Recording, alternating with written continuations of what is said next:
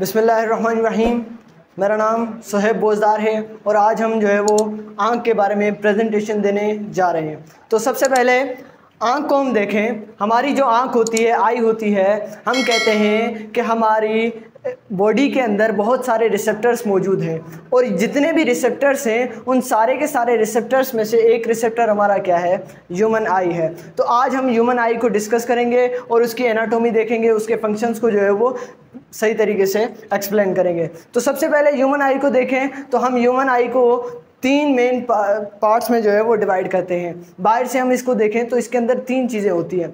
एक तो हमारे आई लैशेस, दूसरे हमारे आईलिड्स और तीसरे हमारे आईब्रोज।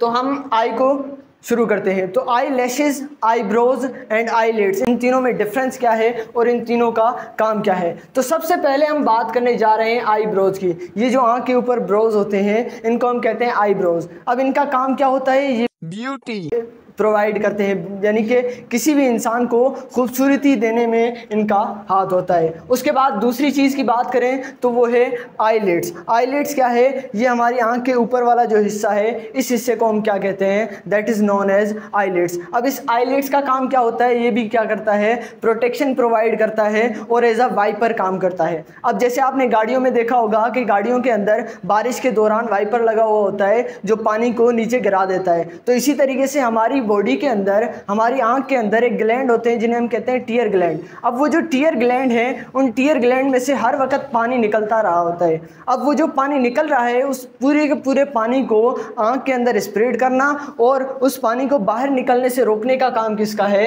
वो आईलिड्स का काम है। उसके बाद तीसरी चीज़ है आईलैशेस। आईलैशेस क्या करते हैं, हमारे आईलैशेस जो हैं वो डस्ट पार्टिकल से या किसी ऑर्गेनिज्म से हमें क्या करते हैं, प्रिवेंट करते हैं, बचाते हैं।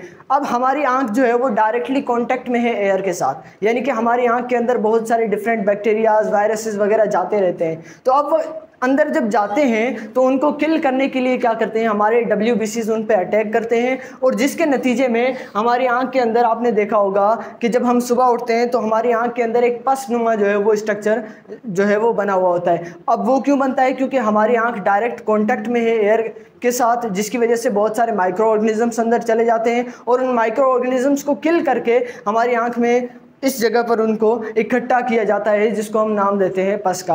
अब हम अगर इसका इंटरनल स्ट्रक्चर देखें, इसकी एनाटॉमी देखें, तो एनाटॉमी में आई को तीन मेजर पार्ट्स के अंदर डिवाइड किया गया है। सबसे पहला outer part, middle part and inner part. जो आउटर पार्ट है, आउटर लेयर है, आउटर लेयर के अंदर दो चीज़ें आती हैं। एक तो आता है कॉर्निया और दूसरा स्क्लेरा। अब ये कॉर्निया क्या है और स्क्लेरा क्या है, हम कहते हैं all the white portion of eye is known as sclera, यानी कि आई के अंदर जितना भी वाइट कलर का पोर्शन हमें नज़र आता है वो सारा का सारा क्या है, स्क्लेरा है। इसी तरीके से हम अगर कॉर्निया की बात करें तो कॉर्निया क्या है, हम कहते हैं there is a transparent medium, transparent material outside the sclera is known as cornea. यानी कि ये जो स्क्लेरा है, हमारा वाइट पोर्शन है, इसके बाहर क्या है, एक ट्रांसपेरेंट शीट है जो क्या करती है, लाइट को अंदर कन्वर्ज करती है, इंटीरियर पार्ट्स तक पहुंचाती है।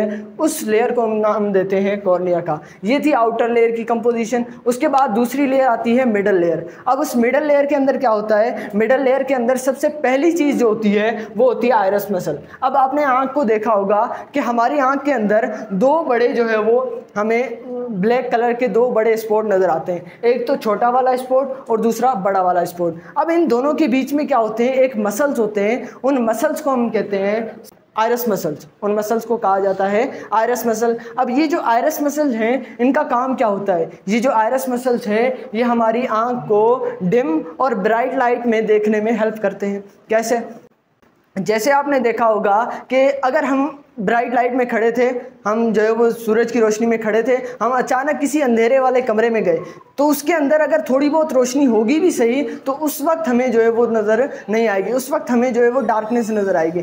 थोड़ी देर हम वहाँ पर वेट करेंगे तो फिर हमें जो है वो लाइट नज़र आएगी। अब ऐसा क्यों है, क्योंकि हमारी आँख के अंदर जो आइरस मसल्स होते हैं वो कॉन्ट्रैक्ट और रिलैक्स होते रहते हैं, क्योंकि मसल्स की ये एबिलिटी होती है कि वो हर वक्त क्या होते रहते हैं, कॉन्ट्रैक्ट और रिलैक्स होते रहते हैं। तो जब आइरस मसल के अंदर दो मसल मसल हैं, एक है लॉन्गिट्यूडनल मसल जो कि इस तरीके से बने हुए हैं और दूसरे हैं सर्कुलर मसल जो सर्कल टाइप पे बने हुए हैं। तो अब सर्कुलर मसल और लॉन्गिट्यूडनल मसल जब ये दोनों कॉन्ट्रैक्ट होते हैं या रिलैक्स होते हैं तो हमारी जो आँख के बीच के अंदर जो स्पॉट है जिसे हम पुपिल कहते हैं उसका साइज़ कभी इंक्रीज़ होता है कभी डिक्रीज़ होता है। तो सबसे पहले जब हमारे लॉन्गिट्यूडनल मसल कॉन्ट्रैक्ट होते हैं, यानी कि ये जो लॉन्गिट्यूडनल मसल आपको दिखाई दे रहे हैं, जब ये कॉन्ट्रैक्ट होते हैं तो ये जो पुपिल है इसका साइज़ इंक्रीज़ हो जाता है। अब ये कॉन्ट्रैक्ट कब होंगे? जब डिम लाइट होगी। अब जब डिम लाइट होगी तो उस वक्त हमें जो है वो बहुत ज़्यादा लाइट को हमारी आंख के अंदर इमिट करना है। अब बहुत ज़्यादा लाइट को इमिट करने के लिए हमारे पास जो होल है, हमारे पास जो ज़रिया है लाइट का अंदर जाने का, वो भी बड़ा होना चाहिए।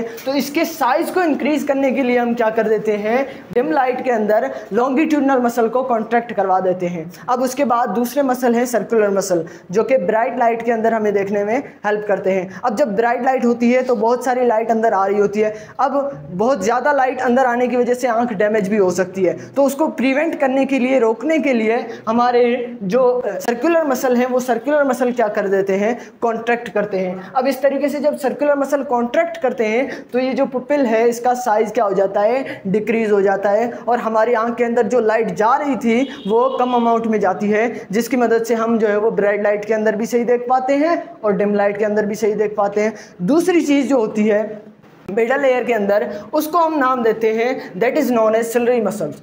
अब मिडल लेयर का एक और भी नाम है that is known as choroid. अब कोरॉइड क्या होती है, ये जो कोरॉइड है ये आकर इस जगह पर बैंड होती है।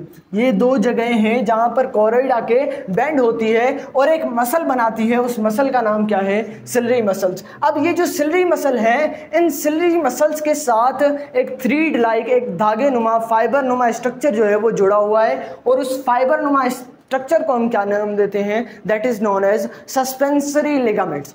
क्या कहते हैं उसे, सस्पेंसरी लिगामेंट्स। अब सिलरी मसल्स के साथ सस्पेंसरी लिगामेंट्स जुड़े हुए हैं और वो सस्पेंसरी लिगामेंट्स क्या करते हैं, हमारी आंख के अंदर जो लेंस है that is known as convex lens, उस कॉन्वेक्स लेंस को क्या करते हैं, कंट्रोल करते हैं। अब अगर हमारी आंख के अंदर ये जो मसल्स हैं सस्पेंसरी लिगामेंट्स, अब जब सिलरी मसल्स कॉन्ट्रैक्ट होंगे तो हमारी सस्पेंसरी लिगामेंट्स के ऊपर फोर्स आएगी। जब सस्पेंसरी लिगामेंट्स के ऊपर फोर्स आएगी तो हमारा लेंस क्या होगा, खिंचेगा। जब लेंस खिंचेगा तो हमारे लेंस का साइज़ क्या हो जाएगा, लेस कन्वेक्स हो जाएगा और उस लेस कन्वेक्स साइज़ के अंदर हम क्या कर सकते हैं, बड़े ऑब्जेक्ट्स को क्लियरली देख सकते हैं।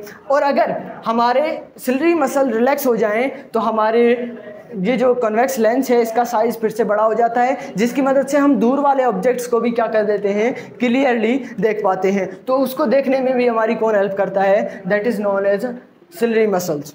Thank you.